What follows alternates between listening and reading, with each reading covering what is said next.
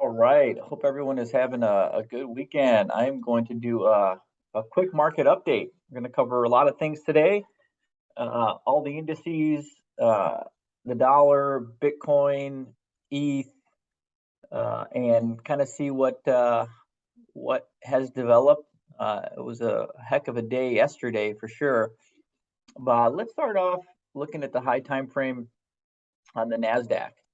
And just specifically look at the weekly close, right? So again, just thinking about the overall trend, this is the 30-week moving average, beautiful back test and go off of an accumulation type base.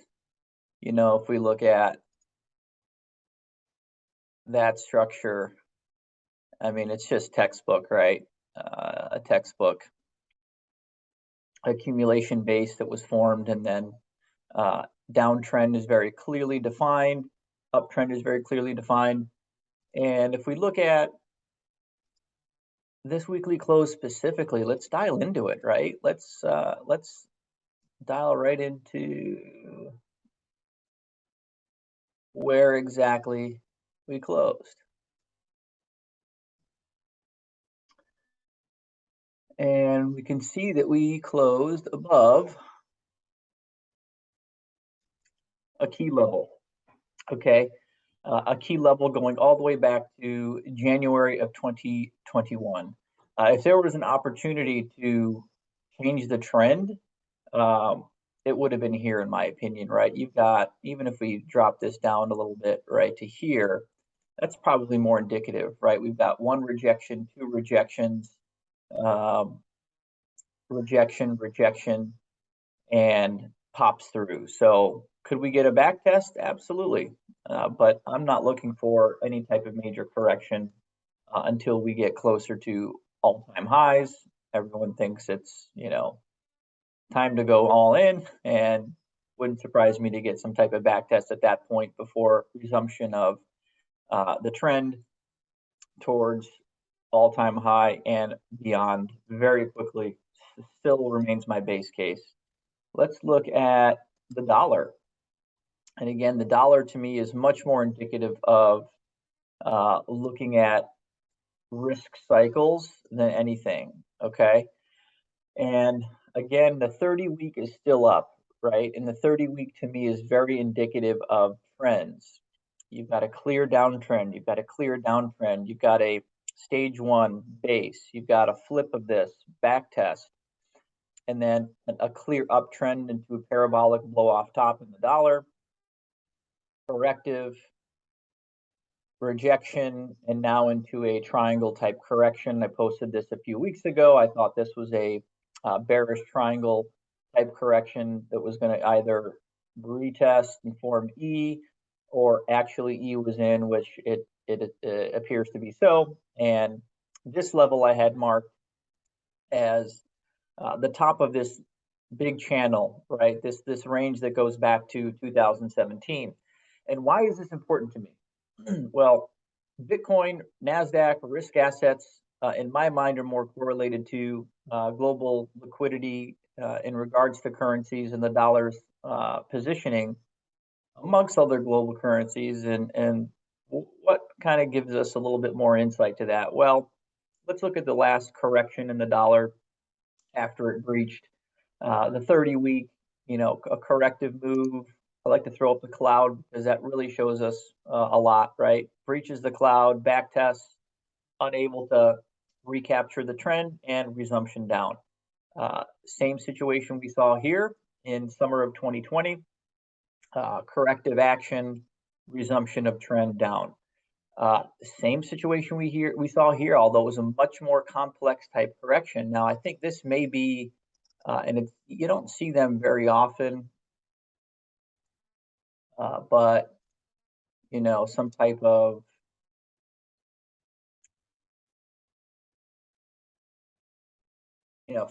five wave corrective move where, and again, you don't necessarily see triangles in wave two correction, but they have occurred. They're not common. They have occurred, and I think that's what's going on here. Either way, the trend to me is down to at least the bottom of this range. Why is this important? And is it going straight there? Nothing moves in a straight line. Could this back test? Sure.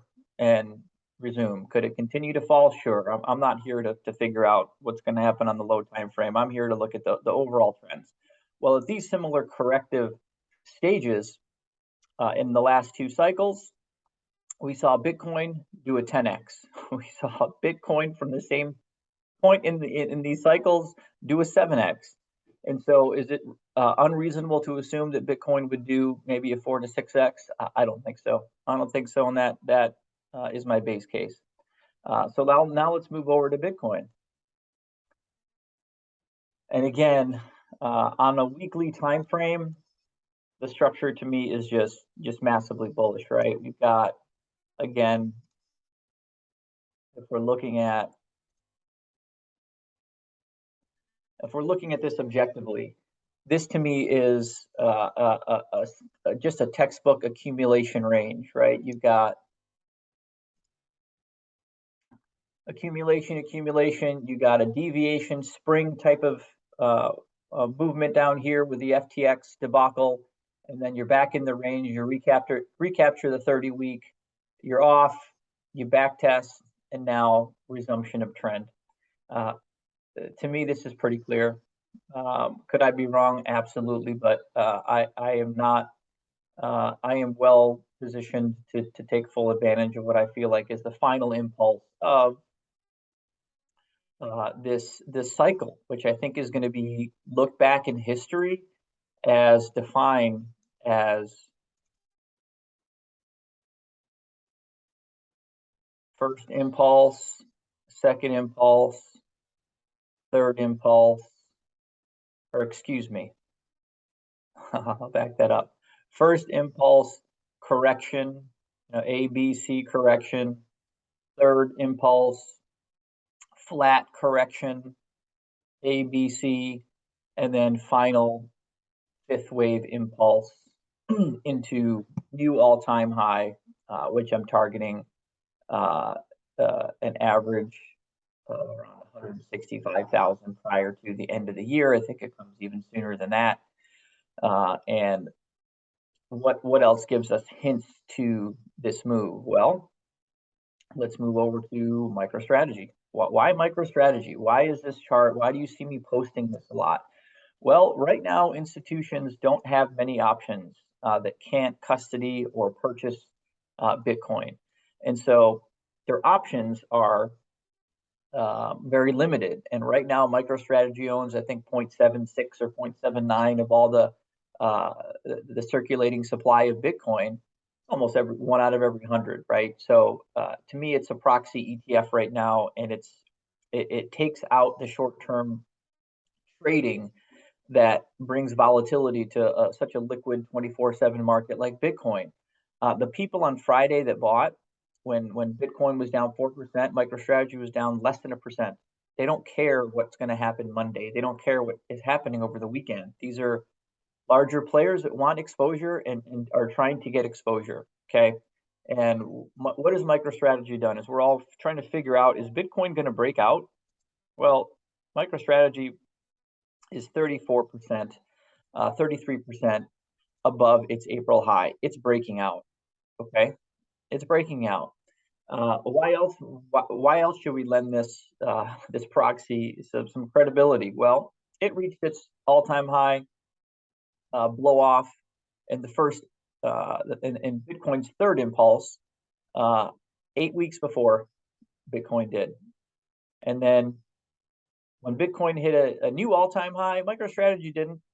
So again, it was telling me, if I'd known now what I know then, that now this isn't the time for new all-time highs. That was corrective, and me, like so many others, thought Bitcoin was going to new all-time high, going above 100K. That was not the case, and so brutal correction. I challenge you to find a better looking setup.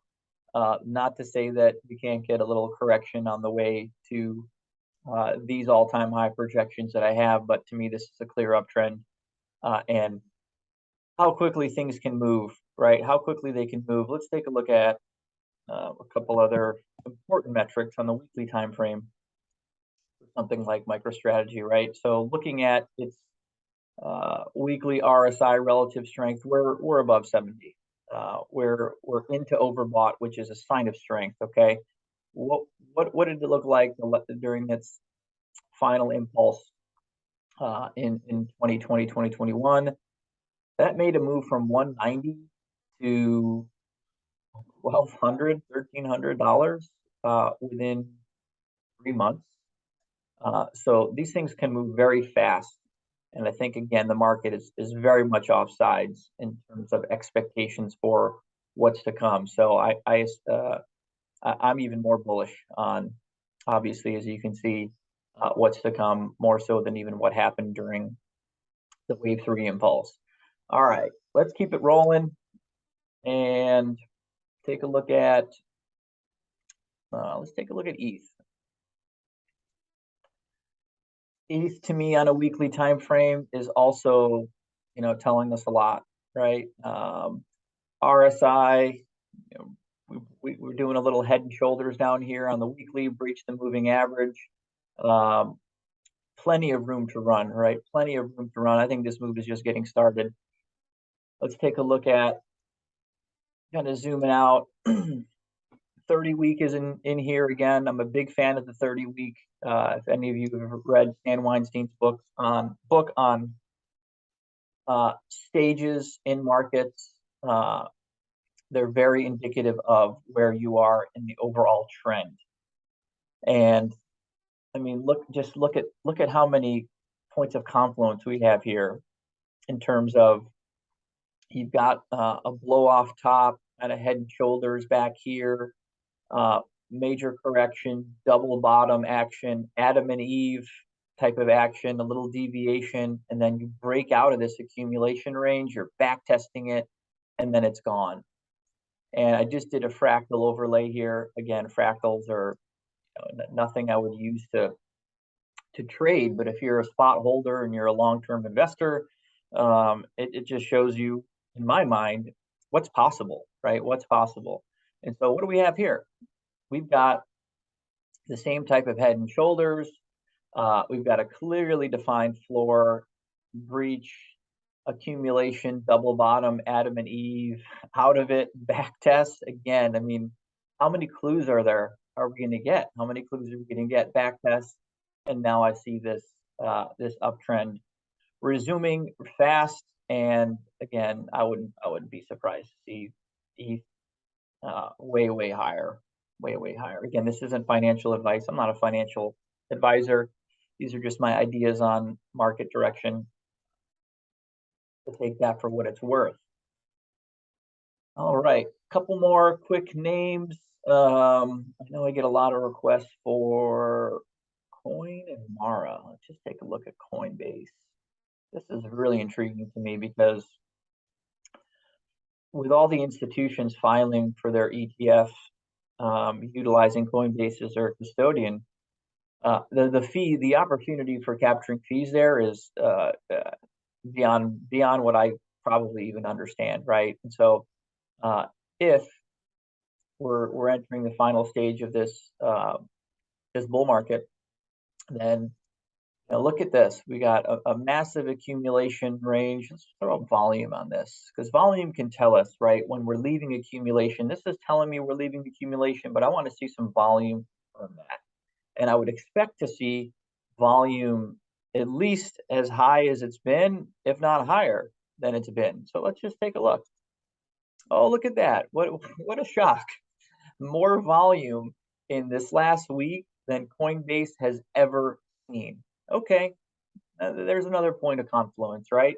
So for me, Coinbase is just headed, it's headed much higher. I could see it getting to all-time high before a little correction towards final impulse, much higher than where we are today. Let's take a look at Mara. Mara on a weekly time frame. Again, just, we're seeing these same setups present themselves, where Looks like it's poking out of the cloud. We've got a confirmation in terms of trend change with the 30-week moving average, a back test, and now it's going. It's going. And so I think Mara is just getting started. Chart looks very constructive. Let's take a look at volume. Look at that volume coming in, right? Look at that volume. And I think we're going to start to see this with Bitcoin as well. But you know, during accumulations, volumes kind of go down, right? Go down, and then all of a sudden, as you're breaking out and your trend is changing, you see volumes going up, much like we saw back here, right? The volume starts coming in, and the names move pretty quickly. I posted an update on SPY earlier today. Let's take another quick look at that.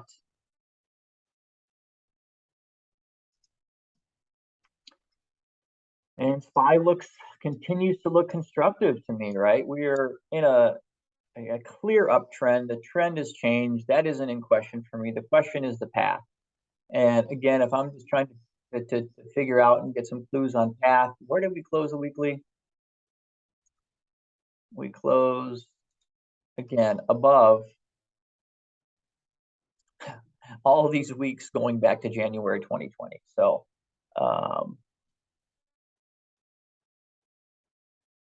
no coincidence, we stopped right at the open, the January open.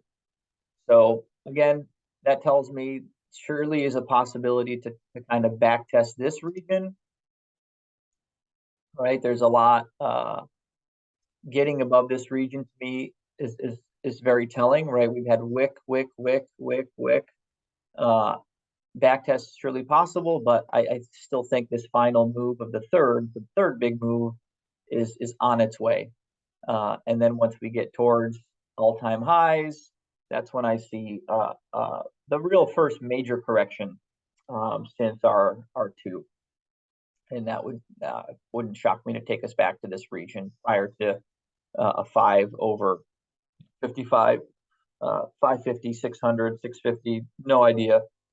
In parabolic moves, when retail starts getting involved, all bets are off. So anything else to update here? I think that kind of covers it, right? I hope you guys are having a great weekend. I hope you enjoyed the update, and I'm looking forward to doing more of these. If you like the video, please like it, subscribe to the channel, share it, and we'll be doing these a lot more. Thanks.